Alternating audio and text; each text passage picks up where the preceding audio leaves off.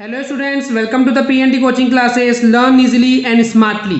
तो आज हम पढ़ने वाले हैं रिप्रोडक्शन इन साइनोबैक्टीरिया, यानी कि साइनोबैक्टीरियाज में किस तरीके से रिप्रोडक्शन होता है।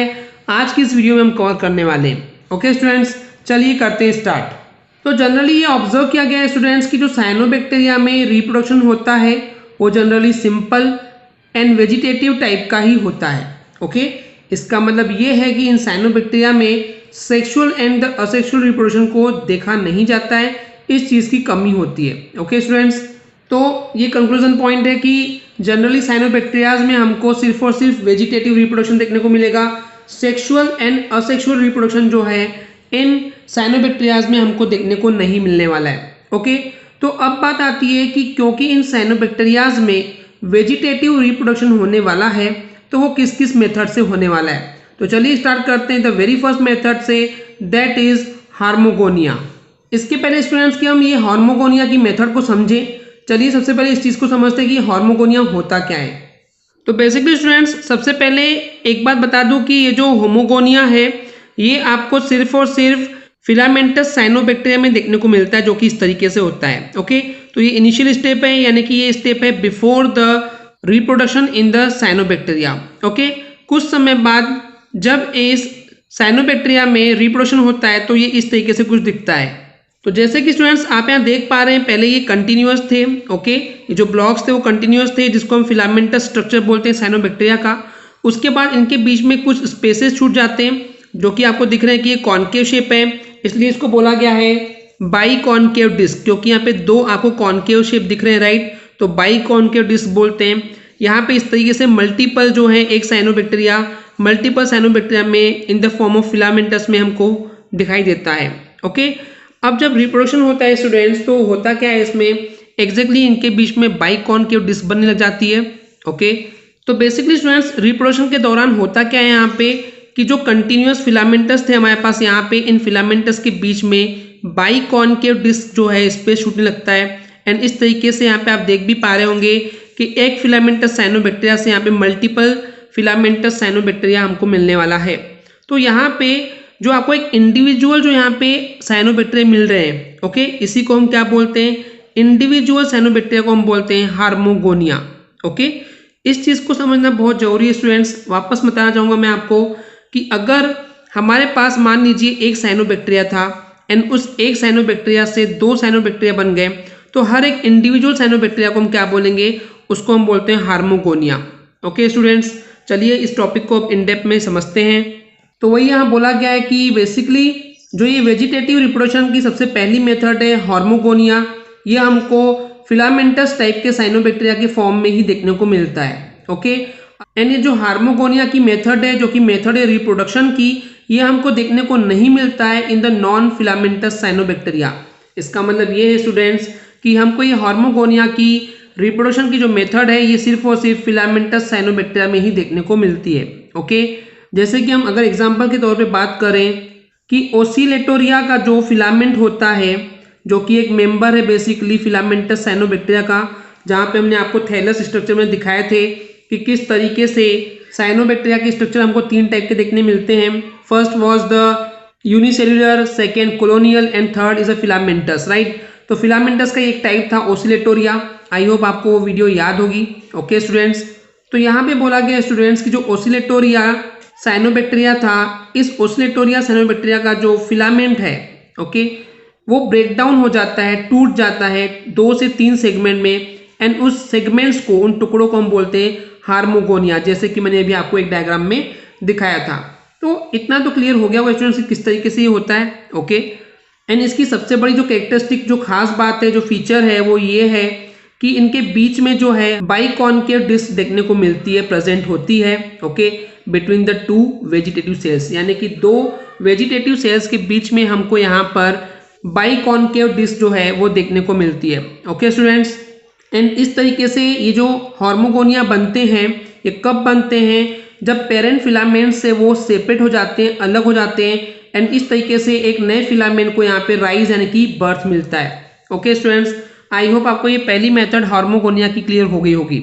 इन समरी में वापस बताना चाहूँगा स्टूडेंट्स की मान लीजिए आपके पास ये एक साइनोबैक्टीरिया है जो कि फिलामेंटस है, राइट। आपको ये दिख रहा है डायग्राम में। तो ये हमारे पास एक फिलामेंटस है, फिलामेंटस साइनोबैक्टीरिया है। जब इससे हमको दो या दो से ज़्यादा भी मिल सकती है, तो सेपरेट जब हमको यहाँ पे फिलामेंटस साइनोबैक्टीरिया मिलता है, एंड इस तरीके से यहाँ पे जो हमको सेपरेट साइनोबैक्टीरिया मिले हैं, इसी को हम बोलते हैं हार्मोगोनिया, एंड इसी से इस मेथड का नाम पड़ा हार्मोगोनिया। ओके स्टूडेंट्स, चलिए देखते हैं सेकेंड मेथड, दैट इज हार्मोस्पोर्स।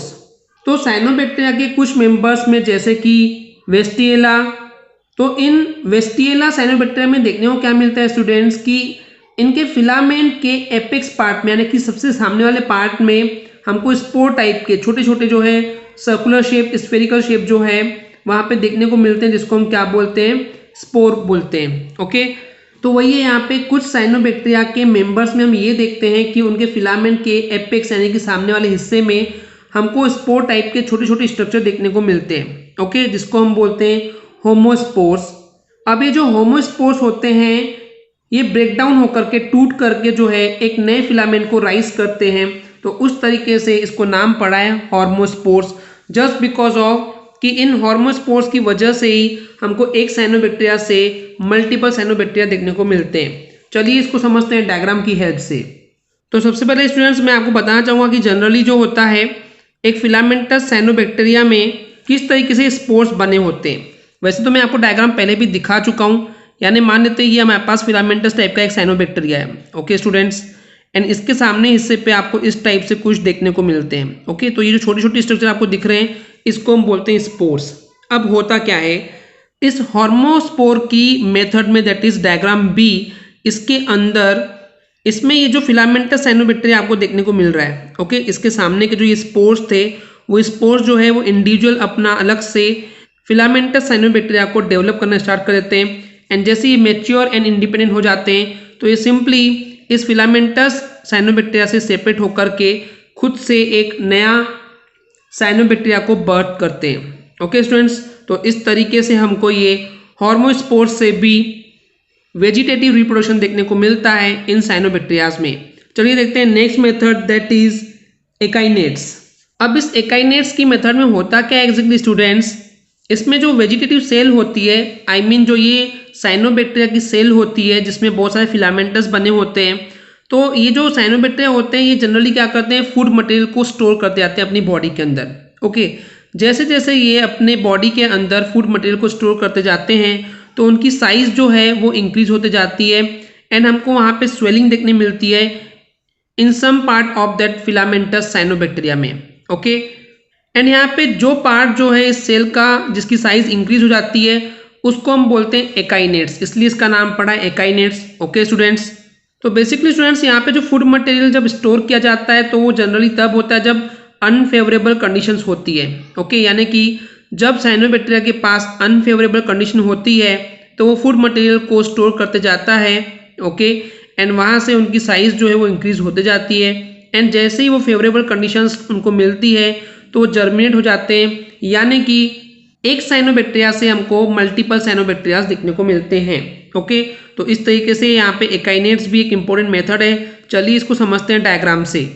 तो जैसे कि स्टूडेंट्स आप इस सी डायग्राम में देख रहे हैं, दैट इज एकाइनेट्स मेथड। इसमें होता क्या है कि हमारे पास पहले सिंपल एक नॉर्मल सा जो है एक फिलामेंटस साइनोबैक्टीरिया होता है, एंड ये अनफेवरेबल कंडीशन में फूड मटेरियल को अपने अंदर जमा करना स्टार्ट कर देता है, एंड जमा करते करते हम देखते हैं कि इसकी एक ये जो सेल है इस सेल में स्वेलिंग यानी कि साइज जो है इसकी इंक्रीज बढ़ जाती है। ओके, फूल जाता है ये, एंड जैसे ही फिर फेवरेबल कंडीशन आती है तो ये इसे सेपरेट होकर के एक इंडिविजुअल साइनोबैक्टीरिया को जनरेट कर देता है, एंड यहाँ पे जो ये स्वेलिंग वाली पार्ट आपको दिख रहा है जहाँ पे इसकी साइज बढ़ गई है इसको हम बोलते हैं एकाइनेट्स, एंड यहीं से इसका मेथड का नाम पड़ा है एकाइनेट्स। ओके स्टूडेंट्स, आई होप आपको डायग्राम से और भी ज़्यादा क्लियर हो गया होगा। तो इस तरीके से ये भी एक पॉपुलर वेजिटेटिव रिप्रोडक्शन मेथड है इन द साइनोबैक्टीरिया। चलिए देखते हैं नेक्स्ट मेथड, दैट इज एक्सोस्पोर्स। तो बेसिकली स्टूडेंट्स ये जो एक्सोस्पोर्स मेथड है ऑफ द वेजिटेटिव रिप्रोडक्शन की, ये हमको जनरली देखने को मिलता है थैमोसिफोन नाम के साइनोबैक्टीरिया में। ओके, इसमें होता क्या है एग्जैक्टली, जो स्पोर्स होते हैं वो प्रोटोप्लाज्म के आउटसाइड पे, बाहर साइड पे बन जाते हैं, एंड इस तरीके से वो एक्सोस्पोर्स को क्रिएट करते हैं। ओके, यानी कि अगर मैं एक चीज़ बताना चाहूँ कि इसमें होता क्या होगा स्टूडेंट्स एग्जैक्टली, कि यहाँ पे मान लेते हैं ये हमारे पास एक फिलामेंटस जो है साइनोबैक्टीरिया है। ओके, एंड यहाँ पे जो ये प्रोटोप्लाज्म है, इस प्रोटोप्लाज्म के आउटर साइड पे, समझिए आउटर साइड पे हमको एक सेपरेट सा एक स्पोर्स जो है वो बनता हुआ दिखाई देता है। ओके, वही बोला गया है जो स्पोर्स है वो बनता कहाँ पे है, प्रोटोप्लाज्म के आउटसाइड, बाहर साइड पे। एंड कुछ समय बाद जब ये मैच्योर्ड हो जाता है तो ये इस फिलामेंटस साइनोबैक्टीरिया से सेपरेट होकर के खुद का एक फिलामेंटस साइनोबैक्टीरिया को जनरेट कर देता है। ओके, तो यहाँ से इस तरीके से एक साइनोबैक्टीरिया से हमको मल्टीपल साइनोबैक्टीरिया देखने को मिलते हैं। एंड क्योंकि ये एग्जिट साइड पे, बाहर साइड पे बनते हैं, इसलिए इसको बोला गया है exospores. Okay students, I hope clear हो गया होगा। चलिए इसको समझते हैं डायग्राम के थ्रू। तो यहाँ पे जो ये आप एफ डायग्राम देख रहे हैं, ओके, इस एफ डायग्राम में दिखाया गया है कि एक्सोस्पोर्स किस तरीके से डेवलप होते हैं। समझिए, मान लीजिए हमारे पास यहाँ पे जो है पहले ये फिलामेंटस हमारे पास साइनोबैक्टीरिया था। ओके, इतना ही था, मान लीजिए 3 पार्ट से मिलकर बना हुआ। तो ये प्रोटोप्लाज्म के आउटसाइड पे यहाँ पे एक नया जो है हमको स्पोर देखने को मिलता है। एंड सिंपली क्या होता है, ये फिर सेपरेट होकर के इस टाइप से हमको मल्टीपल जो है साइनोबैक्टीरिया देखने को मिलते हैं। ओके, तो यहाँ पे एक्चुअली स्टूडेंट्स मैंने आपको डायग्राम में इस साइड बताया था। ओके, एंड यहाँ पे इस तरीके से दिखाएगा कि उसके आगे बाहर साइड पे एक और स्पोर टाइप का स्ट्रक्चर बन गया है। तो एनीवेज आप इस टाइप से भी दिखा सकते हैं, या जैसे मैंने आपको बताया था उस तरीके से भी आप दिखा सकते हैं। ओके, एंड उसके बाद यहाँ पे मल्टीपल साइनोबैक्टीरियाज को उसकी अगली स्टेज में दिखा सकते हैं, जहाँ पे एक साइनोबैक्टीरिया से बहुत सारे साइनोबैक्टीरिया मिल गए हैं, इसका मतलब कि रिप्रोडक्शन हो चुका है। ओके स्टूडेंट्स, आई होप ये आपको एक्सोस्पोर की मेथड क्लियर हो गई होगी। चलिए देखते हैं next method, that is endospores. तो जनरली जो एंडोस्पोर्स की मेथड है, जो कि एक मेथड है वेजिटेटिव रिप्रोडक्शन की, एंड ये जनरली हमको देखने मिलता है साइनोबैक्टीरिया, डर्मोकार्पा एंड कुछ अदर मेंबर्स के अंदर। ओके, तो इस मेथड में होता क्या है स्टूडेंट्स की जो वेजिटेटिव सेल होती है, ओके, इन साइनोबैक्टीरिया के वेजिटेटिव सेल के अंदर जो प्रोटोप्लाज्म है वो सिंपली क्या होता है, बहुत सारे एंडोस्पोर्स में जो है डिवाइड हो जाता है, डिस्ट्रीब्यूट हो जाता है। यानी कि आप ये बोल सकते हैं कि मान लीजिए हमारे पास एक इस टाइप से जो है एक फिलामेंटस साइनोबैक्टीरिया है, तो इसमें जो प्रोटोप्लाज्म भरा हुआ होता है, तो ये प्रोटोप्लाज्म क्या करता है, मल्टीपल साइनोबैक्टीरियाज को जनरेट करता है अपने ही अंदर। इसलिए इसका नाम क्या है, एंडोस्पोर, यानी कि अपने ही वेजिटेटिव सेल के अंदर जो है प्रोटोप्लाज्म को डिवाइड कर देता है मल्टीपल स्पोर्स में। ओके, एंड क्योंकि ये जो स्पोर्स क्रिएट हो रहे हैं ये वेजिटेटिव सेल के अंदर ही हो रहे हैं, इसलिए इसका नाम एंडोस्पोर रखा गया है। ओके, एंड सिंपल सी बात है स्टूडेंट्स की यहाँ पे जो प्रोटोप्लाज्म था वो बहुत सारे मल्टीपल साइनोबैक्टीरियाज में डिवाइड हो चुका है, इसलिए इसको बोला गया है एंडोस्पोर्स। ओके, एंड जब इनके लिए फेवरेबल कंडीशन आती है तो ये जर्मिनेट होते हैं, यानी कि एक साइनोबैक्टीरिया से मल्टीपल साइनोबैक्टीरिया की बॉडी को या फिर थैलस को जो है वो राइज करते हैं, बर्थ देते हैं। तो इसके डायग्राम की अगर बात करते हैं तो इस डायग्राम ई में आप देख पा रहे हैं जनरली क्या है, ये हमारा जो है वो एक साइनोबैक्टीरिया है। ओके, अब यहाँ पे देखिए सबसे पहले क्या था, यहाँ पे बहुत सारा प्रोटोप्लाज्म है। ओके, प्रोटोप्लाज्म बढ़ते बढ़ते बढ़ते कुछ समय बाद आप देख रहे हैं कि यहाँ पे मल्टीपल जो चीज़ें हैं, मल्टीपल साइनोबैक्टीरिया जनरेट हो चुकी है। इनकी फेवरेबल कंडीशन पे ये सिंपली इनकी सेल वॉल जो है वो डिस्टर्ब हो जाएगी, फट जाएगी, एंड यहाँ से मल्टीपल साइनोबैक्टीरिया जो हैं बर्थ लेंगे। ओके स्टूडेंट्स, चलिए अब बात करते हैं सबसे लास्ट मेथड की, दैट इज़ वेरी इंपॉर्टेंट, हीट्रोसिस्ट। तो एक्चुअली स्टूडेंट्स मैं बात करूँ कि हीट्रोसिस्ट जो मेथड है इसके अंदर हमको स्पेशल टाइप की सेल्स जो है वो देखने मिलती है इस साइनोबैक्टीरिया के फिलामेंटस मेंबर के अंदर। अभी किस टाइप से होती है मैं आपको दिखाता हूँ। जनरली फिलामेंटस जो है आपको इस टाइप से एक साइनोबैक्टीरिया देखने को मिलता है, राइट। लेकिन अगर मैं बात करूँ कि यहाँ पे हीट्रोसिस्ट के फॉर्म में किस तरीके से होता है, तो आपको ये दिख रहा है एच टाइप का एक स्ट्रक्चर है जिसमें आप 2 लेयर्स बोल सकते हैं। ओके स्टूडेंट्स, तो इस टाइप का जो स्ट्रक्चर होता है इसको हम बोलते हैं हीट्रोसिस्ट। तो ये एक स्पेशल टाइप की वेजिटेटिव सेल होती है, ओके, जो कि हमको साइनोबैक्टीरिया में देखने को मिलती है। एंड जो हीट्रोसिस्ट है जनरली आपको ओसिलेटोरिएसी फैमिली में देखने को नहीं मिलते हैं। Okay, keep in mind. तो इन स्पेशल टाइप की सेल को ही बेसिकली बोला गया है हीट्रोसिस्ट। ओके स्टूडेंट्स, चलिए आगे समझते हैं।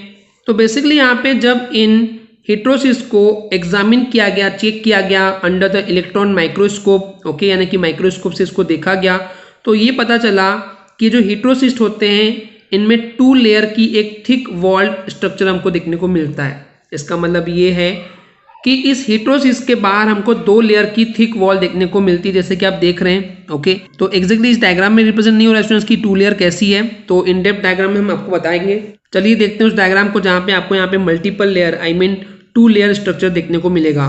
तो ये वो डायग्राम है स्टूडेंट्स जो इलेक्ट्रॉन माइक्रोस्कोप से देखने में पता चला कि हेटेरोसिस जो है वो इस तरीके से होते हैं। तो यहाँ पे जो एक लेयर है वो आपको ये एक लेयर दिख रही है।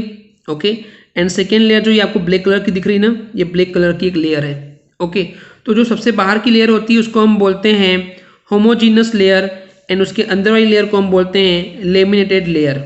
ओके, एंड सिंपली ये जो होमोजीनस लेयर होती है इसके ऊपर आपको बहुत सारे फाइबर्स की लेयर देखने मिलती है, यानी कि फाइबर्स देखने को मिलते हैं। ओके, इसके अलावा इस हेटेरोसिस में आपको डाइपोलर फॉर्म देखने को मिलता है, यानी कि 2 पोल होते हैं। एक पोल ये हो गया आपको दिख रहा है, एंड एक पोल जो है वो ये मिल रहा है।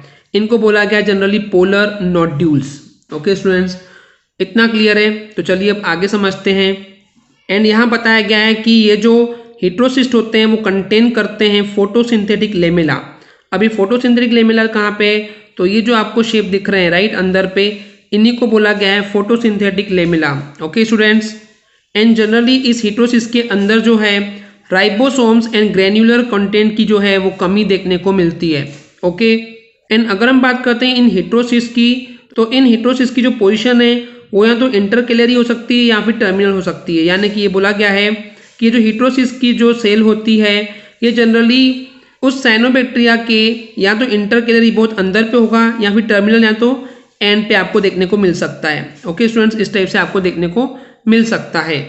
तो यहाँ से एक चीज़ क्लियर है स्टूडेंट्स की जो हेटेरोसिस्ट है या तो आपको बहुत अंदर स्टार्टिंग पोजीशन पे देखने मिल जाएगा इस साइनोबैक्टीरिया के, या फिर टर्मिनल यानी कि एंड साइड पे आपको देखने को मिलेगा। ओके, तो यहाँ पे 2 टाइप हो गए कि 2 टाइप के हमको हेटेरोसिस मिलेंगे, या तो इंटरकेलरी या फिर टर्मिनल टाइप में। तो जो इंटरकेलरी हेटेरोसिस्ट होते हैं ये जनरली अपने अंदर 2 पोर होल्ड करते हैं। ओके, एंड ये 2 पोलर नोड्यूल अपने साथ रखते हैं। जबकि अगर जब हम बात करते हैं कि टर्मिनल हेटेरोसिस के पॉइंट ऑफ व्यू से, तो वहाँ पे हमको एक पोर ही देखने मिलता है, एंड उसको हम बोलते हैं 1 polar nodule. Okay students, and इस तरीके से जो हेटेरोसिस्ट है वो जर्मिनेट होता है, एंड जर्मिनेट होकर के एक नए फिलामेंट को बर्थ करता है यानी कि राइज करता है। ओके स्टूडेंट्स, इसके अलावा ये जो हेटेरोसिस्ट होते हैं इनके अंदर फूड मटेरियल को स्टोर करने की कैपेसिटी भी होती है। ओके स्टूडेंट्स, आई होप आपको क्लियर हो गया होगा। अगर आपको हमारी वीडियो से कुछ भी सीखने मिला या नॉलेज मिला तो प्लीज़ हमारे चैनल को सब्सक्राइब कीजिए एंड वीडियो को लाइक ज़रूर करें। आज के लिए इतना ही, थैंक यू।